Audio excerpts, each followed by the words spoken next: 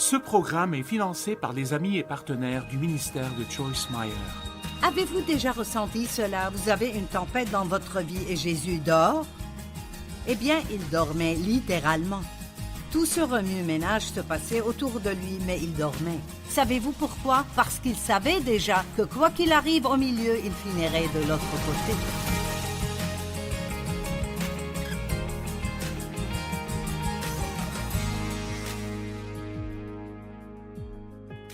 Merci de vous être joints à nous aujourd'hui sur notre programme. J'ai commencé à parler hier du fait de se calmer. Et j'ai mentionné à quel point ce mot sonne bien. Calme. Rien qu'en le disant, ça me calme. Il y a tellement d'agitation dans le monde et tellement de choses à cause desquelles les gens peuvent être en colère. Mais j'ai de bonnes nouvelles pour vous aujourd'hui. Ce n'est pas parce que vous avez quelque chose qui vous contrarie que vous devez être contrarié. Je viens d'y penser, juste avant de commencer ce programme. Ce n'est pas parce que vous passez par quelque chose de contrariant que vous devez être contrarié. Et peut-être que c'est la première leçon que nous devons apprendre. Je connais des parents qui pensent qu'ils sont mauvais s'ils ne s'inquiètent pas pour leurs enfants.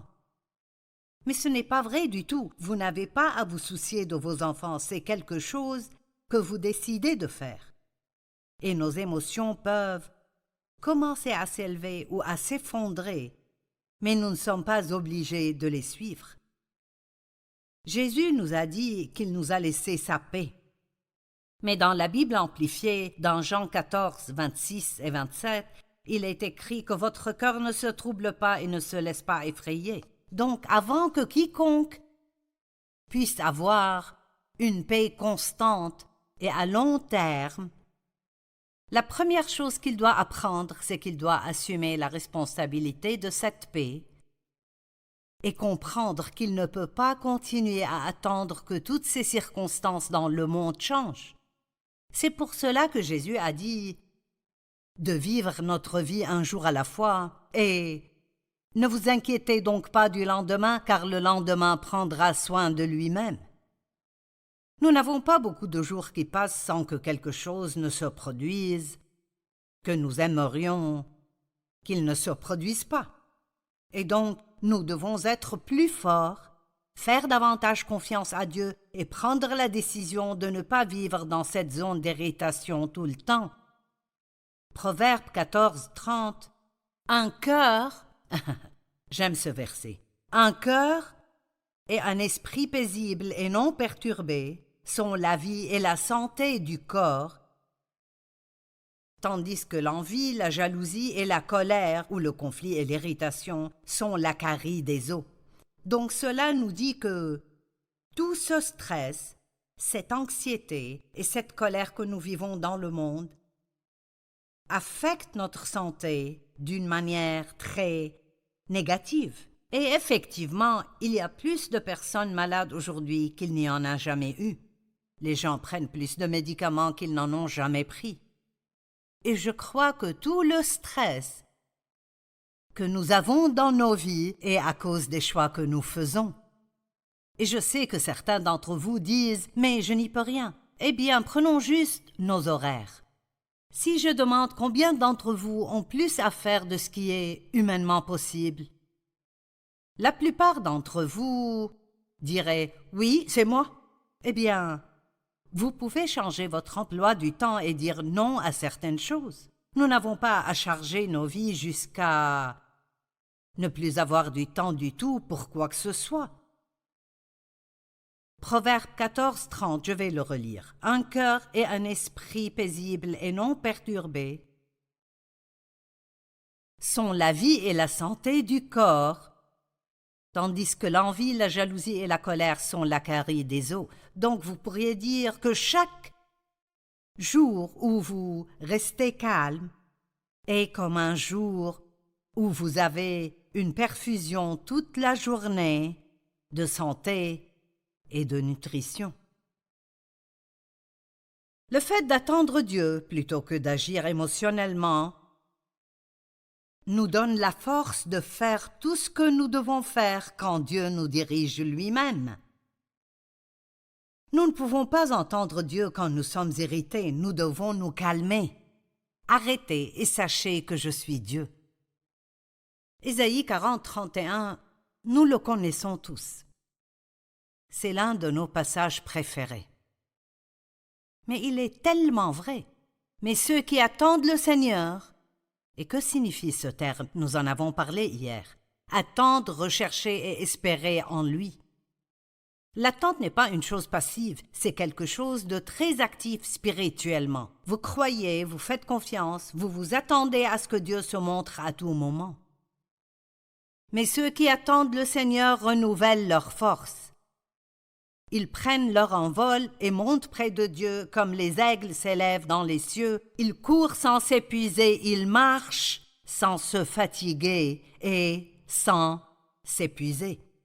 Vous vous sentez fatigué tout le temps parce que vous laissez vos émotions diriger votre vie. Et c'est ainsi que j'ai vécu la plupart des années de ma vie. Nous sommes appelés à être des témoins dans le monde.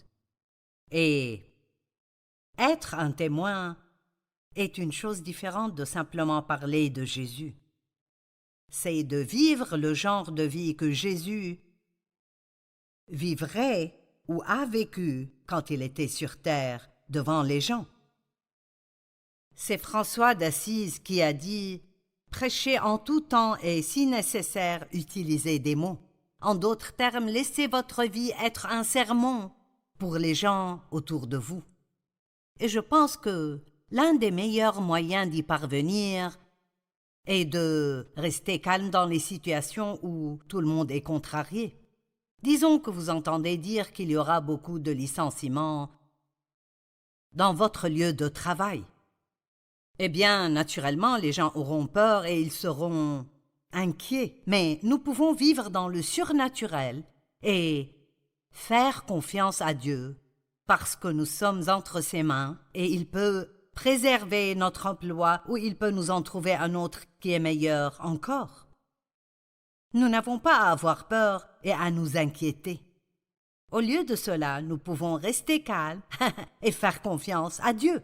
Si vous faites cela, rapidement, les gens vous diront « Comment pouvez-vous rester aussi calme au milieu de toutes ces menaces de licenciement ?» Et là, vous direz « Parce qu'au lieu de stresser, j'ai décidé de mettre ma confiance en Dieu. Il s'occupera de moi. » Et quand les gens vous demandent ce qui est différent dans votre vie, alors ils sont ouverts et prêts à vous entendre.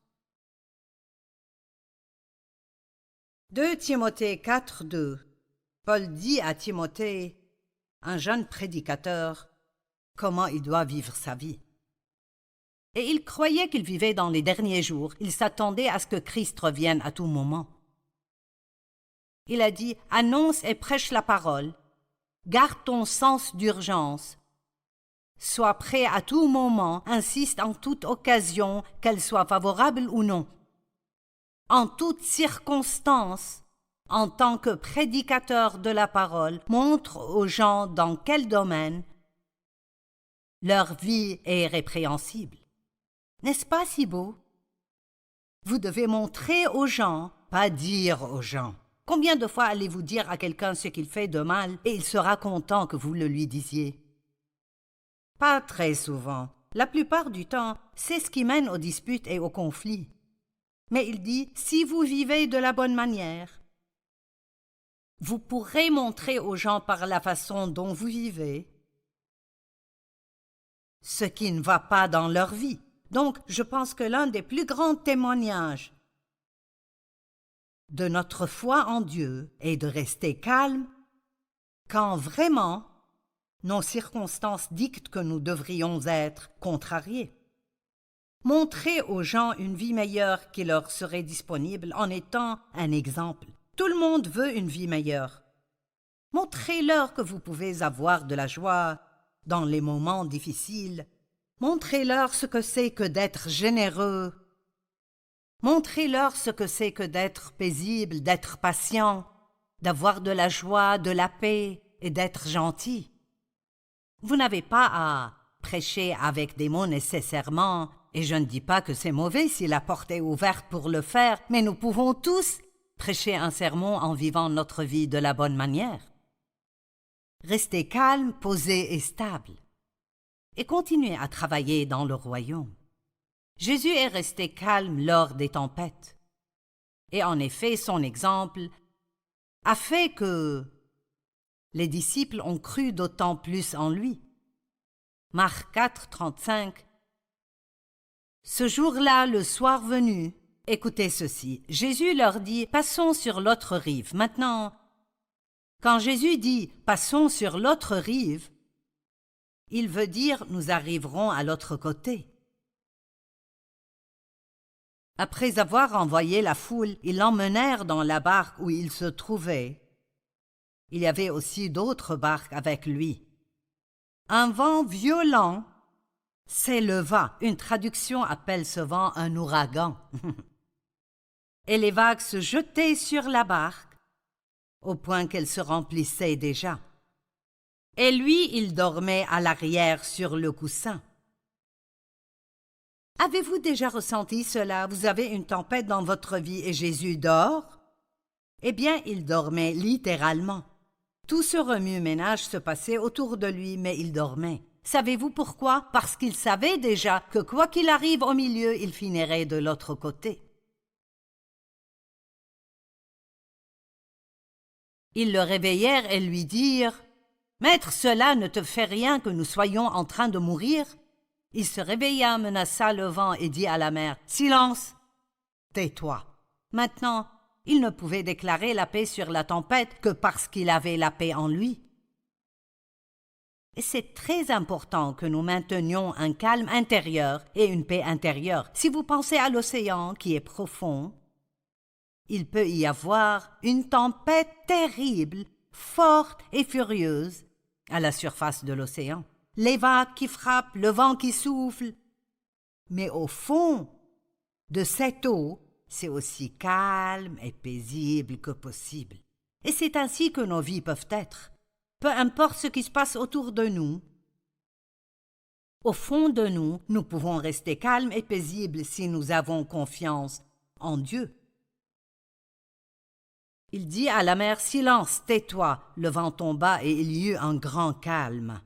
Puis il leur dit « Pourquoi êtes-vous si craintifs? Où est votre foi ?»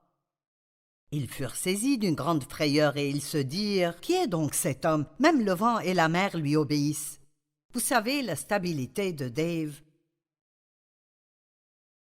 Après notre mariage, je ne savais pas vraiment ce qu'était le calme et la paix. J'avais vécu dans le tourment une grande partie de ma vie. J'ai été abusée sexuellement par mon père. Il buvait excessivement, se saoulait, battait ma mère, déclamait, délirait et criait, et notre maison était juste pleine de peur, pleine de disputes, pleine de conflits. Et donc je ne savais même pas ce qu'était la paix, certainement pas la paix constante. Et Dave était tellement calme et paisible. Et vous savez, j'essayais même de l'énerver, parce que si j'étais en colère, je voulais que tout le monde soit en colère avec moi, et il restait juste calme. Et je détestais cela au début, ça m'énervait, mais après, sa vie m'a montré ce qui n'allait pas dans la mienne, comme dans le verset que nous avons lu. Sa vie était un témoignage pour moi, et j'ai commencé à vouloir la paix que je voyais qu'il avait. Et quand j'ai eu assez faim de cette paix, j'ai demandé à Dieu comment je pouvais avoir cette paix, et il m'a montré des choses dans ma vie que je devrais gérer différemment si je voulais avoir cette paix. Nous ne pouvons pas juste prier pour la paix. Nous devons apprendre les choses qui nous dérangent et soit les éviter, soit quand elles arrivent, être préparés à l'avance pour rester calme de toute façon. J'ai appris que si je suis pressé, si je le suis pendant longtemps, je finirai par m'énerver. Donc, cela signifiait que je devais organiser ma vie de manière à ne pas avoir à me dépêcher. Je devais omettre certaines choses. Je devais préparer certaines choses la veille le soir pour faciliter mes matinées, pour que l'ennemi ne profite pas de la situation et ne me fasse pas m'énerver au début de la journée, car d'habitude, si vous commencez comme ça, toute la journée peut continuer ainsi. Eh bien, quand on commence à se sentir irrité, c'est un signe que nous devons nous calmer. Le diable est à l'affût. Il rôde comme un lion rugissant, cherchant qui dévorer. Mais je peux vous dire que ce n'est pas nécessairement vous. La stabilité de Dave a augmenté mon désir d'avoir ce que je l'ai vu avoir. Et les gens ont besoin de voir les chrétiens rester calmes dans les tempêtes de la vie. Mon Dieu, il y a une telle opportunité aujourd'hui pour nous tous qui disons être chrétiens, d'être des témoins pour les gens qui nous entourent, parce que les gens ont tellement peur en ce moment et sont inquiets. Et il se passe tellement de choses folles. C'est comme les gens doivent connaître Christ parce qu'il est la source de notre force. Être calme dans la tempête nous donne l'autorité sur la tempête. En lisant de Marc 4, 35 jusqu'au chapitre 5, verset 1, souvenez-vous que le verset 35 dit « Passons à l'autre rive ». Et au chapitre 5, verset 1, il est écrit « Ils arrivèrent sur l'autre rive ». Et j'aime ça. Vous commencez ici « Passons à l'autre rive ». Mais vous voyez au milieu, et il y a toujours un milieu, c'est là que l'ennemi essaie de vous éliminer, de voler votre foi, de vous faire abandonner vos rêves, de vous faire croire que vos prières ne seront pas exaucées. Mais si vous restez calme et stable et vous continuez à faire ce que vous croyez que Dieu veut que vous fassiez, vous finirez sûrement de l'autre côté. Je le sais de la parole de Dieu, mais aussi de ma propre vie. Proverbe 16, 32 dit « La lenteur à la colère vaut mieux que l'héroïsme. » Mieux vaut être maître de soi que s'emparer de ville. Waouh! Quelqu'un qui a la maîtrise de soi, qui peut se contrôler, qui peut contrôler ses émotions, et cela ne veut pas dire que vous ne les ressentez pas, mais que vous ne les laissez pas contrôler votre vie. Cette personne est meilleure que quelqu'un qui peut conquérir une ville entière tout seul. Une personne qui se maîtrise est plus forte que quelqu'un qui peut conquérir une ville entière. C'est génial! Vous pouvez mettre le sourire sur votre visage, mais ça ne veut pas dire que vous n'êtes pas contrarié à l'intérieur. Nous pouvons dire que nous allons bien et avoir un champ de bataille à la maison. Nous pouvons faire semblant d'avoir la foi, mais faire semblant n'impressionne jamais Dieu. Seule la vérité vous libérera. 1 Pierre 3, versets 3 et 4. Que votre parure ne soit pas une parure extérieure, cheveux tressés, d'une manière élaborée, ornements d'or ou vêtements élégants.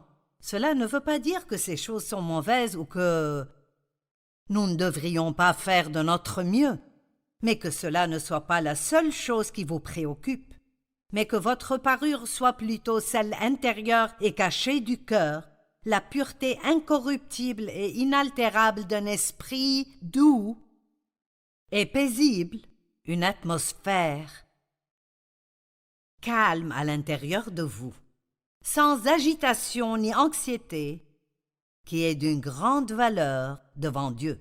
C'est un si beau passage. Vous savez, il me faut environ 1 heure. Si c'est un jour où je dois me laver les cheveux et me coiffer,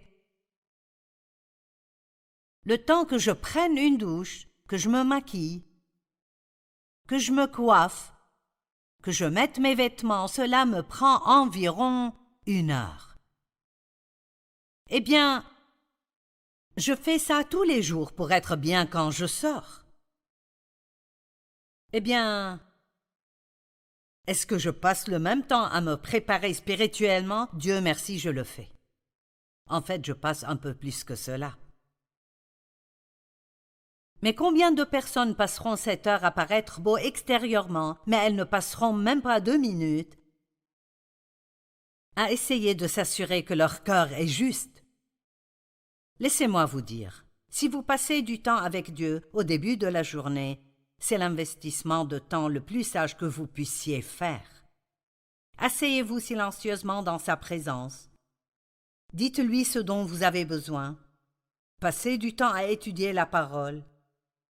Écoutez un bon enseignement ou regardez-moi à la télé. Mettez la parole en vous et enthousiasmez-vous en vous rappelant les choses que Dieu veut que vous fassiez.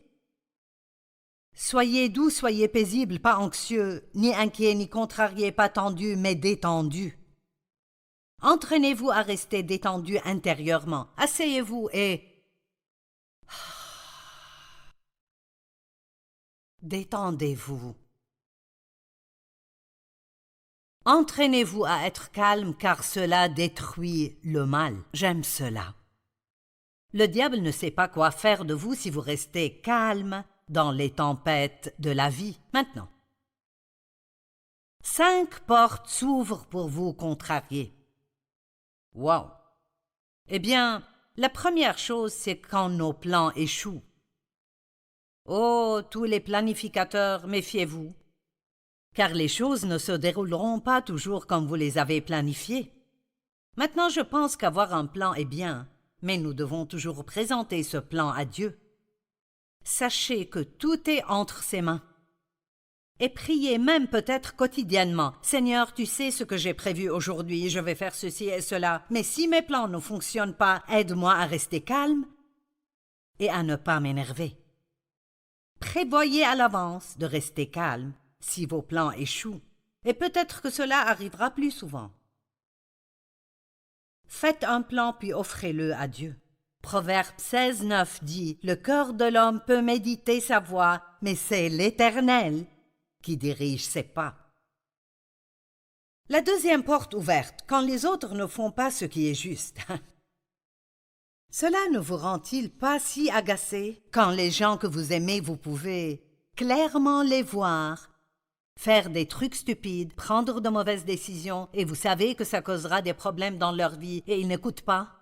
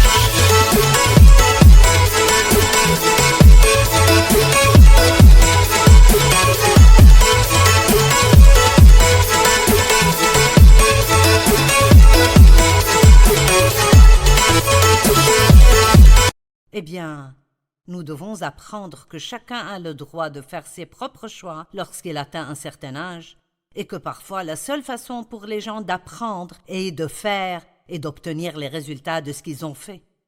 Cela ne nous sert à rien d'être énervé à cause des mauvaises décisions des autres. La troisième porte ouverte, quand nous devons attendre la gratification et la récompense, quand nous faisons la bonne chose mais la bonne chose ne nous arrive pas. Je pense que cela montre une grande maturité spirituelle, si vous pouvez faire ce qui est juste quand de bonnes choses ne vous arrivent pas. Si vous pouvez bien traiter les gens alors qu'ils ne vous traitent pas bien. J'ai semé, mais je n'ai pas encore récolté. J'ai besoin d'un résultat plus rapide. J'ai prié, mais Dieu n'a pas répondu. J'ai fait de bonnes œuvres et rien n'a changé pour moi. Eh bien, il faut attendre. Dieu nous dit que nous recevons les promesses de Dieu par la foi et la patience. Pas seulement par la foi, mais par la foi et la patience. Je parle souvent de la femme qui est venue à l'hôtel quand j'offrais de prier pour les gens, et elle a mis ses mains sur ses hanches et elle a dit « Je veux récupérer mon argent ». J'ai pensé « De quoi parles-tu donc ?» J'ai dit « Qu'est-ce que tu veux dire par là ?»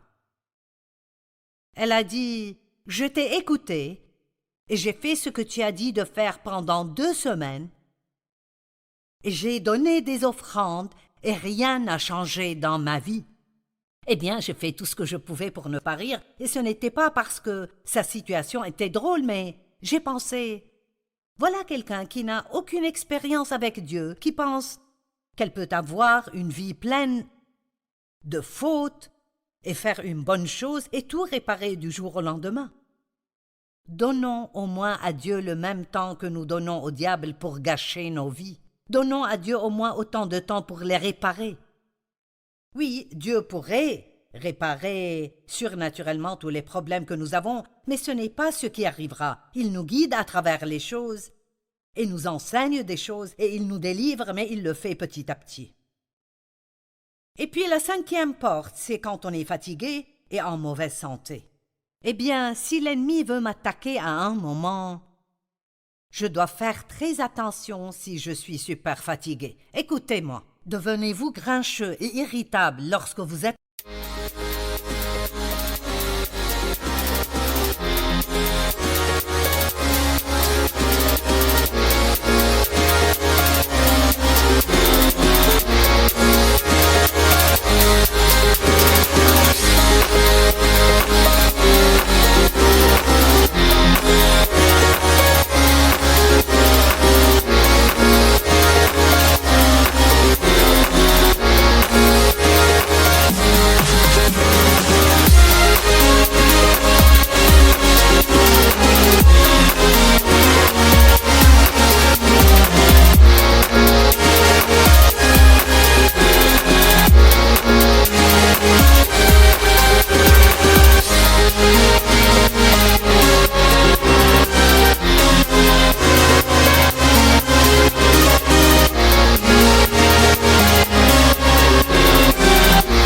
fatigué?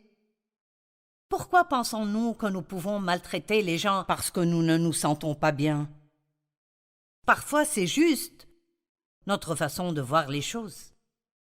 L'ennemi cherchera chaque petite porte ouverte pour essayer de vous contrarier. Mais mon conseil pour vous est de vous calmer et de vous réjouir.